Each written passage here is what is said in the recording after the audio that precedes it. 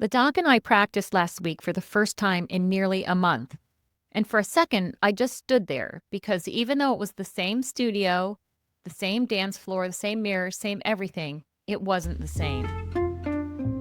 Hey, it's your pal, the Dancing Housewife, and welcome to another episode of the Dancing Housewife Podcast, where we talk about the art, heart, sport, and science of ballroom dance. It's been a while since I released a new episode, and if you've been wondering why, I want to share what's been happening in my life. The doc and I arrived in Pittsburgh for USA Dance Nationals at 4:30 p.m. on Thursday, March 26th. At 8:30 that evening, I received a call that my dad had collapsed, and by 3 a.m., we were headed to the airport for a flight back home to Atlanta. It turns out my dad suffered a cardiac arrest, and for 2 weeks, we sat with him in the ICU and prayed for a miracle. But he passed away on April 8th, and in the middle of all that, everything else just kind of faded into the background, including this podcast and my dancing. That's what I'd like to talk about today, because if you dance long enough, life is going to meet you on the dance floor. Loss, stress, grief, uncertainty, whatever it is you're facing doesn't stay outside the studio doors. It follows you inside. So today, we're going to focus on two things: how to come back to dancing after loss, and how dancing can actually help you heal. When something big happens in your life, especially loss, your priorities shift instantly. Dance becomes not unimportant, but distant. And I think sometimes there's this quiet pressure to get back to normal quickly, to not lose momentum, to not fall behind. But here's the truth. You have to step away. At least I did. And it's okay to not care about your routines, your technique, your results, or anything for a period of time.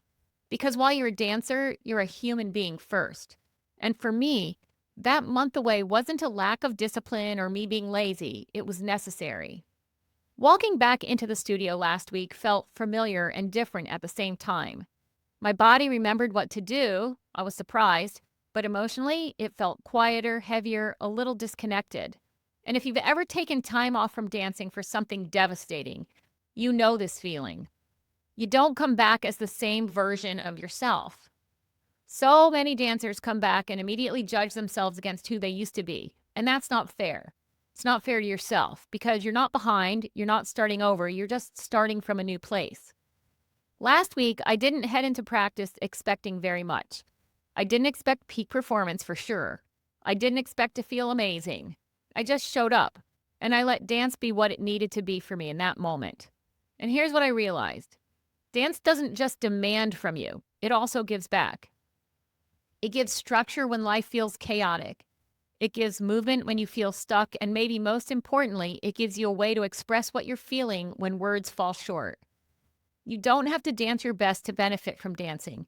You just have to be willing to be there. We talk a lot about dancing for results, but there's another layer that doesn't get talked about enough. Dancing is healing. Not in a dramatic way, but in small, quiet moments. A song that lets you feel something, a moment where you forget everything else for 90 seconds. A step that brings you back into your body. Healing isn't always about moving on. Sometimes it's about having a place where you can just be.